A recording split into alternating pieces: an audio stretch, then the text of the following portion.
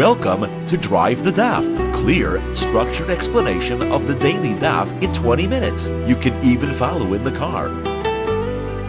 Sukkah Daf Vav contains two sugyas. The first is analyzing a statement of Rav Chia Barashi name of Rav that Shiurin, Chatzitzin, and Mechitzin are all halach l'Moshe Misinai. The Gemara will challenge each of them and say that it's not halach l'Moshe Misinai, it's a Dairaisa. The Gemara will explain why there is halach l'Moshe Misinai needed for all those three categories of law. Then the Gemara will introduce a machlokas as to how many walls the sukkah has to have and show the source of each, and four different possible explanations as to what their machlokas is based upon. So, first of all, we have this statement: Shiurin, Chatzitzin, and Mechitzin are all halach l'Moshe Misinai. Shiurin means minimum sizes for various halachos. Chatzitzin means the rules of what blocks mikveh water from reaching a person's skin, and Mechitzin is the rules of walls. Various halachas as to what the height and shape and size of walls that are halachically significant could be. So Gemara challenges each of these. Gemara says, you're telling me Shiurin is halach l'Moshe Misinai? That means it was just told to Moshe and Sinai and doesn't have a source in the Psukim itself? It's not true. I'll show you it has a source. And the Gemara quotes a lengthy brisa, which says that there is a pasuk in the Devarim which describes Eretz Yisrael as being blessed with chita sa'ora gefen teina v'rimon. Zeis shemen u devash. It says that Eretz Yisrael was blessed with wheat, barley, grapes, figs, pomegranates, olives, and dates. The Gemara says that bracha means that each of these 7 fruits has a certain significance as far as halachic sizes. What are they? So the brisa spells it all out at length. The halacha of wheat is as follows.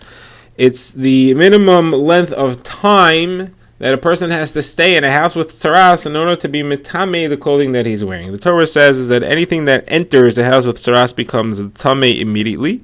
So a person who enters a house with tsaras becomes tameh on the spot, and anything he's holding, anything that's just not being worn, such as if he's holding clothing, shoes, rings, anything he's holding becomes tameh on the spot. However, something that he's wearing, that counts as clothing, and the Torah says, if somebody who eats in the house, his clothing becomes tameh. The Gemara learns from a drasha elsewhere that it's not that he has to actually eat a meal in the house, he has to actually stay there long enough to eat a meal. Now, what counts as a meal? The Gemara says a loaf of bread, a loaf of wheat bread, an achilas pras. A pras, the Gemara says, is actually half a loaf.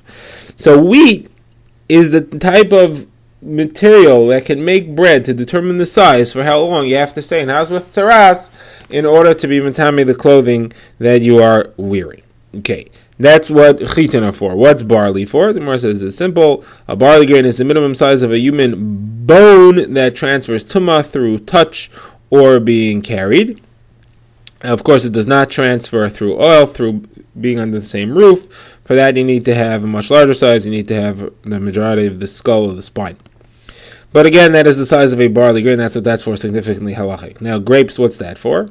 So the Gemara says that a nazir who eats any grape product, that's a minimum size of a quarter of a log, a cup that measures a quarter of a log, that is a quarter of a log of wine, that is the minimum size that he violates his nazirus. Now, it's only a quarter of a log of wine. Rashi says not a quarter of a log of water, because wine, because it's thicker, piles up more on the surface. It has more surface tension, and you get more in a quarter of a log of wine than you do out of a quarter of a log of water. Now, what is figs for? So fig is the minimum size for carrying on Shabbos for one to violate the Eser Michayev Karbon Chatas. A pomegranate is the minimum size whole to consider a kli destroyed and therefore not a tameh anymore. The Gemara says that's only a kli which is owned by a homeowner. Somebody will hold on to his kli until it has a hole so big in it that a pomegranate would fall out of it. A smaller hole, he would keep it. However, if somebody wants to sell a kli, obviously he's not going to hold on to a kli that has a hole even smaller than the size of a rimon. Now, the last one on the list is, the second last on the list is olives. Olives is a standard size for everything. The Gemara says not everything, but most things, other than the things that are mentioned here. And of course, the dates is the minimum size that one needs to eat to violate Yom Kippur and Michayev Kares or Karmachatas for eating on Yom Kippur. There the share is larger than a Kazayas because the Torah doesn't say don't eat. The Torah says don't lose the affliction of Yom Kippur. So the Gemara's question, bottom line, after all this, is that you see that these shiurim are mentioned in the Torah. They're not halacha l'moshe misinai. The Gemara says mentioned in the Torah. Shiurim aren't mentioned here. It doesn't say what the shiur is. It's all just a hint. It's all a remez. It's all an asmachta. The shiur itself was actually given in halacha l'moshe misinai.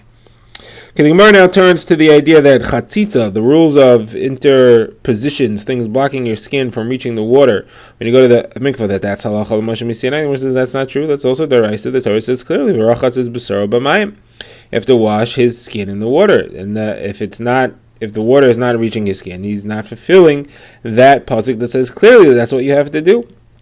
So Gemara says, no, you're right. That's as far as skin. The halacha l'moshe misinai is for hair. It's to teach that the hair also has to be contacted by the water.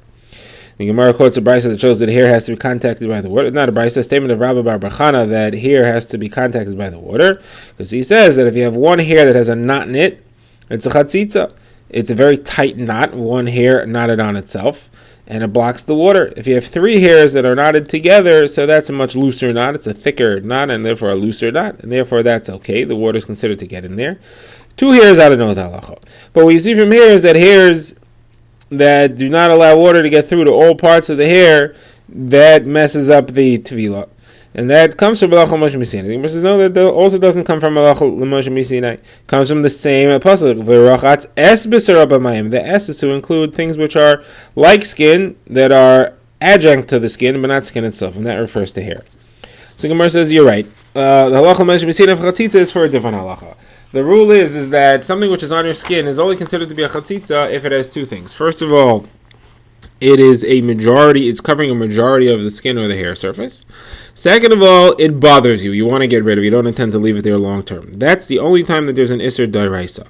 That's what the Torah is referring to in the Psukim. D'Rabbanan, if either of those two factors are missing, it's still considered to be a Chatzitza D'Rabbanan. That is to say that if it's not covering a majority of the body, only a minority, but you are makbid on it. Or, if you're makbid on it, meaning you don't want it, or if it covers a majority of the body, but you're not makbid on it, you don't care about it, you don't mind leaving it there, either of those two circumstances where you have one condition and not the other, that's d'Rabbanan. Gzeira, that if we allow you to go to the mikveh like that, you'll end up in a situation where you'll have both factors, and therefore the tefillah will be possible even midrabbanan, even midairaisa. So Gemara says, so that is what halacha l'moshe misinai is teaching me, that the only thing which is aser, which violates a tefillah d'oraisa, is if you have rove the body covered and you're makbid, you don't want it there. So Gemara asks, why don't we also rabbinically forbid a tefillah where it's miyat she'eina makbid, it's less than a majority of the body covered, and you don't care? You should also make exera. Making zera that you'll end up in a situation where you'll do one, where you will go to the mikveh with only one condition missing, not both conditions. But says no, that itself is only d'Rabbanan. You don't make it d'Rabbanan gzeira on another d'Rabbanan. And says okay, now as far as the walls of mechitza, you tell me that the walls of mechitza are a halacha l'moshe misinai. I accept that. I don't see the halachos of a mechitza of a wall anywhere in the Torah specifically. That's at least according to Rabbi Huda. However, according to Rabbi Meir, that we learned out the minimum height of a sukkah from Psukim. So what do I need halacha l'moshe misinai for? I know the minimum height of a sukkah already. So the Gemara is for the other halachas of a wall, the halachas of gud, lavud, and daifen akuma, which are that a wall can be halachically extended upwards or downwards, that it can fill a gap that's less than 3 tefachim, and that a 90-degree bend in a wall still counts as a wall and counts as one long bent wall. Okay, that's the end of that sugya. The Gemara now goes to the sugya of how many walls do you need minimum.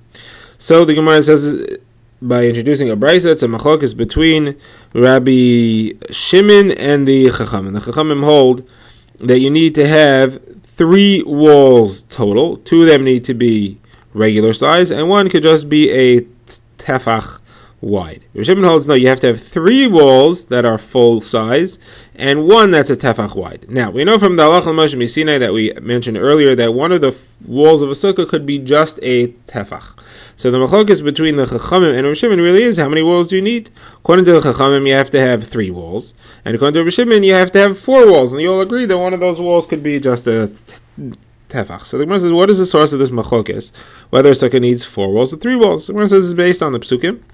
Gemara will show us the psukim and have 4 different ways of explaining what they argue about. The psukim, the psukim that are being referred to are in Parshas Emor, where the Torah describes the sukkah, and it uses the word basukos, basukos, basukos. 3 times it uses the word basukos, but twice it's spelled without a vav. It's spelled basukas, and once it's spelled with a vav. Now, basukas sounds like singular, sounds like only one.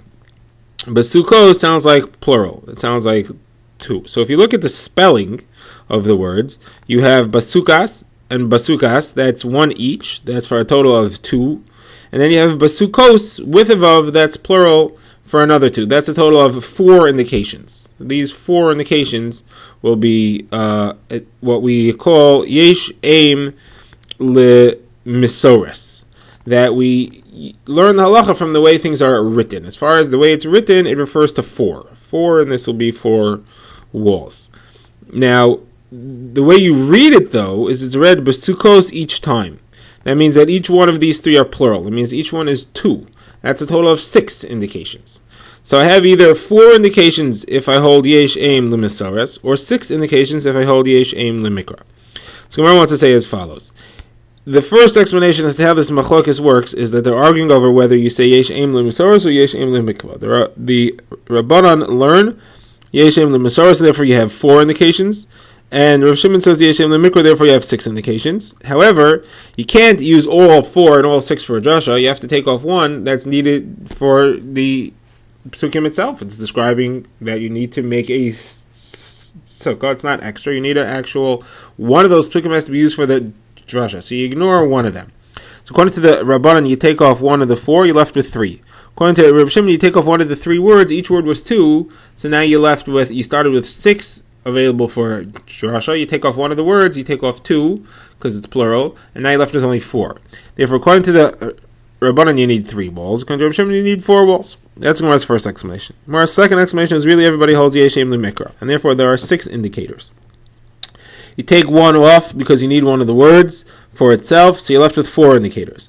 The Rabbanan hold that's referring to the schach and 3 walls. That's the 4 indicators. Rav Shimon holds no, you don't need a pasuk for schach. It's referring to 4 walls, one of which can be just a tefach wide, as we've seen in the halacha l'mashem Sinai. The Gemara's next approach is to say really everybody agrees yesh aim lemisares, and therefore you have only 4 psukim.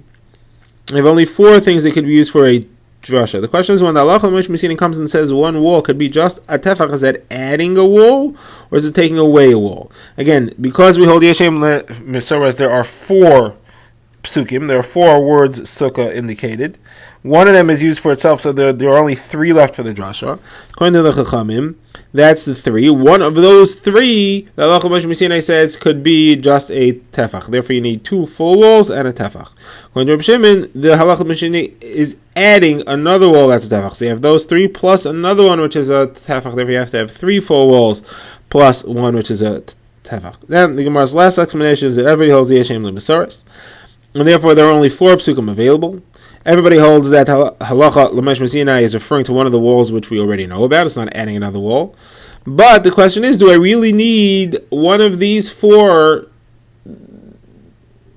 words, one of these 4 availabilities for drasha for the context itself? Maybe I don't. Maybe I could use all 4 for a drasha. The Rabbanan say you can only use 3 for a drasha, and therefore you only have 3 walls, and one of them is only a tefach wide. Rav Shimon says that you could use all 4, and one of them is a tefach wide, and therefore you need 3 walls plus a tefach. Now, the Gemara gives one more source for Rav Shimon's approach. Gemara says maybe he really holds you always need 4 walls, because the pasuk in Yeshaya, which we've had earlier, describes the sukkah as follows. It says, "V'sukkah tiyeh letzel, yomam, mechorev, ulemachsa, ulemister, mizerem, umimatar." The sukkah should serve as shade during the day, and it should also serve as protection from sun and wind and rain. So in order for it to be a protection from rain, it's got to have 4 walls. You can't have a sukkah that's missing a wall. The rain will get right in.